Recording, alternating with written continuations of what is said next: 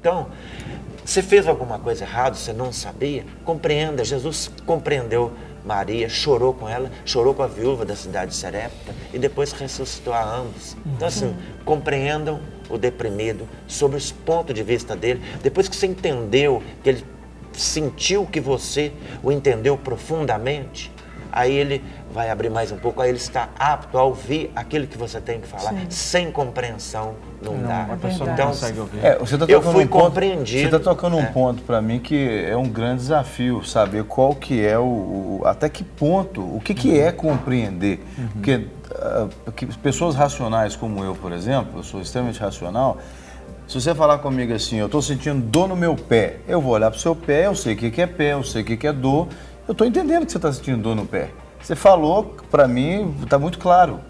Agora, o que é compreender da perspectiva de alguém que tem depressão? Isso é até importante para as famílias, né? Claro. Vocês darem seu parecer, porque a família às vezes não sabe como reagir com o depressivo. Uma coisa importante, você pode me concordar ou não sei, mas é que, na realidade, o depressivo ele vai acabar criando o seu mundo, a sua estrutura, a sua realidade.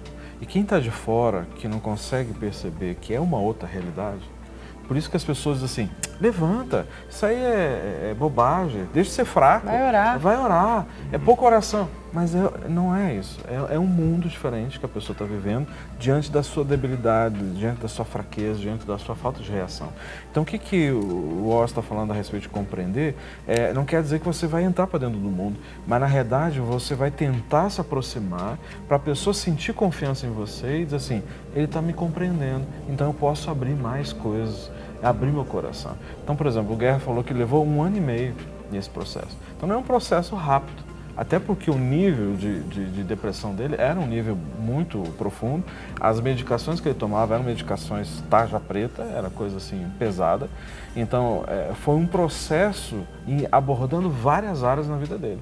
Ou seja, o emocional, o relacional, o afetivo, questão de família, questão de projetos. Pois é, eu imagino eu imagino que várias pessoas em casa... É um pacote, né? Várias pessoas em casa, como eu, querem aprender como lidar com a situação, para ajudar as pessoas. Porque todo mundo conhece um deprimido. Todo mundo conhece alguém que está em processo de depressão. Né? E a gente quer aprender exatamente. Então, eu queria ouvir um pouco mais o Oz falando. Qual foi o clique no seu relacionamento com o pastor Guerra ou com o pastor Rogério, que você falou assim, não, esse cara está me compreendendo. Porque muita gente deve estar dizendo assim, mas eu sento, mas eu converso, tem um mosquito voando aqui que está incomodando todo mundo. Nós vamos repreender agora. Nós não estamos compreendendo esse mosquito. Me dá um livro que eu vou repreendê-lo agora com o livro. Então, o pessoal deve estar dizendo assim, eu estou compreendendo fulano de tal, o que eu posso fazer mais? Então, qual foi o clique, Orson, para que a gente de casa, o pessoal de casa entenda? Na perspectiva da clínica da alma, foi a esperança de ver acontecer com as pessoas, ainda não acontecendo comigo. Apesar do primeiro seminário, foi excelente para todo mundo. Para mim, eu vi a verdade, mas não aconteceu.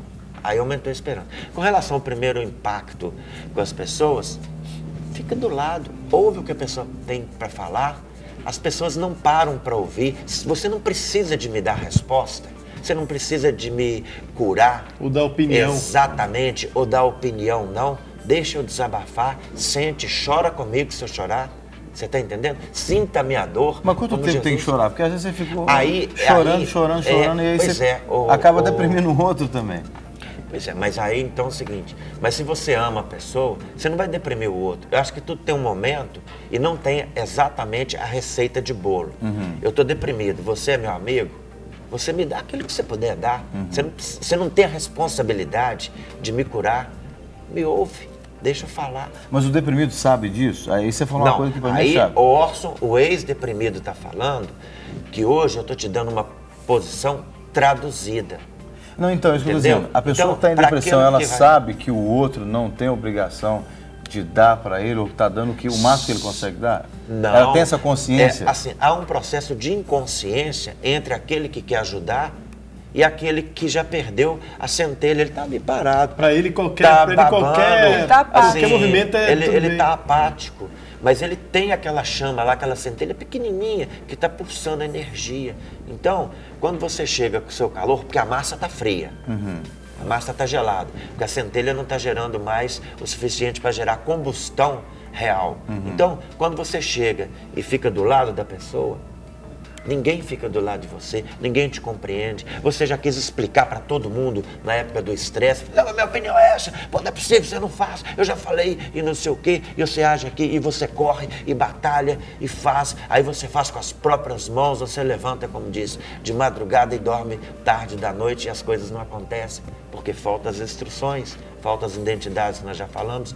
Então, você está ali, ó, você está simplesmente morto.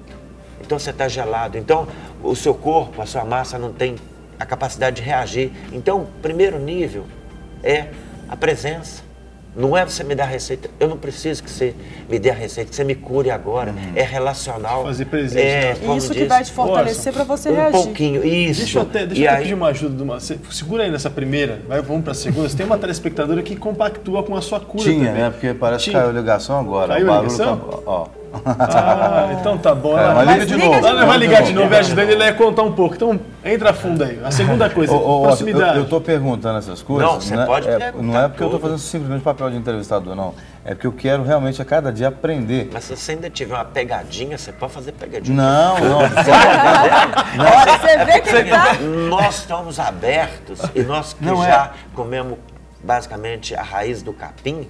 Então a gente sabe como que as pessoas sentem. Eu estou perguntando porque, assim, por mais que a gente está no Ministério Pastoral, né, é aquele negócio. Você precisa conhecer o máximo possível da situação, da realidade das pessoas. Então, só para ajudar. Né? Porque, por mais que a gente lide com situações de pessoas com depressão, a gente é ser humano também. A gente também é limitado. Então, a gente precisa conhecer os pontos bem especificamente para que mais pessoas, nós estamos ampliando o que aconteceu com você, para que outras pessoas sejam alcançadas lá do outro lado também, né? Porque tem muita gente, por exemplo, que não tem uma oportunidade como você teve, de encontrar pessoas como o pastor Guerra, o pastor Rogério, né, do Ministério Clínico da Alma. Então, a gente quer tentar ampliar essa possibilidade para pessoas, por isso a gente está te perguntando aqui, né? E tem coisas mais terríveis de sentimentos que eu senti, porque eu já vi falar assim, o homem matou os filhos, a mulher e suicidou. Eu não tive essa vontade, mas eu compreendi o que esse cara sentiu. Um grande vazio, o ato de você dar tudo, com toda a sua sinceridade, com toda a sua espontaneidade, com toda a sua pureza, e aqueles filhos não lhe valorizaram.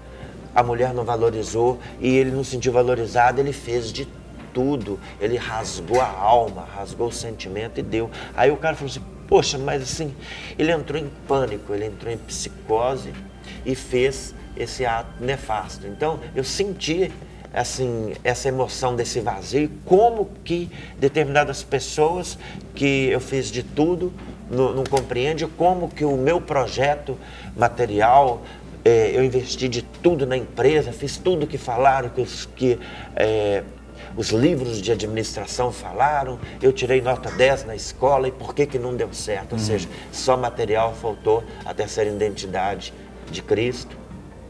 E um dos problemas também, né, é a questão da autoaceitação, né? Por você ter passado por isso, né, a gente teve que trabalhar essa área de autoaceitação, né? De você realmente aceitar o Orson de volta, né? Com certeza. O próprio Orson de volta, porque a questão da autoaceitação, né? É a questão de ele escrever, né? Você escreveu, né? Trouxe para mim ler, né? 19 páginas, né? Uau! Então segura essa história aí que a Gislene voltou para ali, a gente quer ouvir a Gislene. Eu quero saber sobre essas 19 páginas, esse livro do ex-depressivo. Vamos lá, Gislene. Bom dia! Bom dia. Bom dia não, boa tarde. Já faz 5 minutos que já virou boa tarde, Gislene. Esse horário de verão, né? Esse é rapidinho, né? Você tá bem?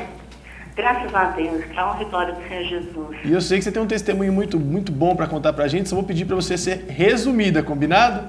Tá certo. Vamos lá. Eu fui espírita, né?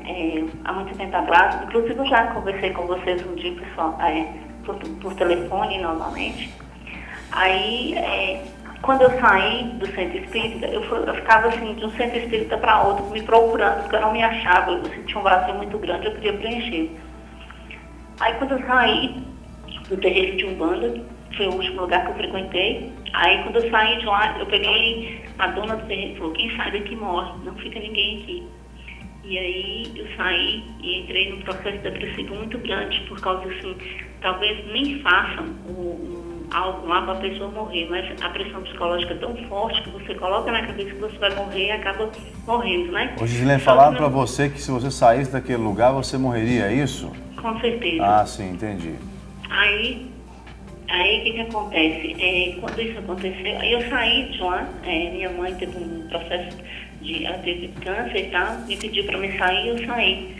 E quando eu saí, eu tive depressão profunda, eu não comia, eu via comida, mas a impressão que eu tinha que a comida era até isopor, porque eu não sentia gosto da comida. Eu passei por um processo muito difícil. Quando a depressão chega num ponto muito alto, o pastor Rogério, ele pode confirmar com isso, ela chega no pânico, onde aquele processo é o pico, né, da depressão, é o pânico. E a famosa síndrome do pânico, é isso, Gislene? Isso, eu tive síndrome de pânico. Foi muito difícil, porque eu não ficava em lugar nenhum, eu não conseguia conversar com ninguém, não me relacionava com ninguém. Eu entrava e saía dentro de casa. Eram crises fortíssimas, onde a impressão que você tem é que você está morrendo, mas você não morre. Né? Eu acho que muitas vezes por isso que a pessoa chega ao suicídio, porque ela está assim naquilo que ela começa a sentir e não termina. Né? É um processo muito dolorido. E um dia, eu numa crise fortíssima de pânico, eu bati o joelho no chão e clamei a Deus, e clamei ao nome de Deus, Jeová, e falei com Ele que Ele fizesse alguma coisa por minha vida, né? Que eu não estava conseguindo mais aquilo, eu não sabia mais administrar aquilo, então eu estava me entregando completamente na mão dEle, e que fosse feita a vontade dEle, entendeu? Que se fosse para mim morrer, que eu morresse nos braços dEle, mas que Ele fizesse uma obra na minha vida. Foi onde um dia eu encontrei com uma irmã, eu tive uma crise forte de pânico indo embora para a casa que eu morava. Uma irmã veio, orou em mim, e ela me orou, falou que eu tinha demônios na minha vida. Ela falou, isso é um demônio e tal. Me levou para a igreja dela. Eu clamei a Deus e falei com Deus que Ele me mostrasse o lugar que Ele me queria, porque eu estava cansada de ir num lugar, no outro, lugar em outro, eu não sabia, eu sentia um vazio. Mas que Ele usasse um servo dele para falar comigo, é aqui o lugar que eu te quero. Foi quando essa igreja que hoje eu frequento, o pastor estava na tribuna, ele desceu da tribuna, começou a andar, ele estava no púlpito, né? Desceu do púlpito, começou a andar no meio da igreja, de cabeça baixa, morrendo de vontade de ir embora, e ele chegou na minha frente, levantou a minha mão e falou, Deus manda te falar que é aqui o lugar que Ele te quer, entendeu? Então, assim, foi muito forte. Eu abaixei a mão, assim, ele tornou a levantar minha mão e falou, Deus manda te falar que é aqui que Ele tem um propósito na sua vida e Ele vai fazer uma obra na sua vida. E a partir daquele momento foi assim, muito forte, Deus foi me libertando. Fiquei um ano na igreja caindo em processo de libertação, mas como diz a palavra, caía do homem, levantar é de Deus, e Ele me levantou para a honra e glória dEle, entendeu? Amém. E hoje, graças a Deus, eu sirvo Ele com o maior prazer da minha vida. Graças a Deus. Amém. Amém. Amém, Gislene. A gente quer agradecer muito a sua participação, o seu testemunho. A gente vai comentar aqui um pouco em cima. E obrigado mais uma vez, viu? Amém, amém. Vocês ficam com Deus também, que Jesus possa estar abençoando cada dia mais a vida de vocês, esse programa que só vem assim nos abençoar. Amém. Amém. Amém. Eu vou dar um presente pra você aqui, a produção não falou nada, mas tem um CD do Caio Reis ali, ó, que ele cantou aqui ontem. Então você fica na linha, a produção vai te dar esse presentinho pra você ouvir canções aí e ser muito abençoado, tá bom? Glória a Deus, obrigada. Tchau, tchau. Tchau. A gente percebe que o caso dela foi muito mais até uma libertação espiritual, que foi acometido também de um processo de depressão. E muitas vezes, a gente falou isso também ontem, né, pastor Rogério, para ficar claro, a depressão é um processo muito clínico, que são deficiências químicas no cérebro, como o próprio Dr. Ismael explicou pra gente, mas que ela pode sim ter o seu contexto muito espiritual. Então a gente não pode abrir mão também do espiritual, que foi o caso da Gislene.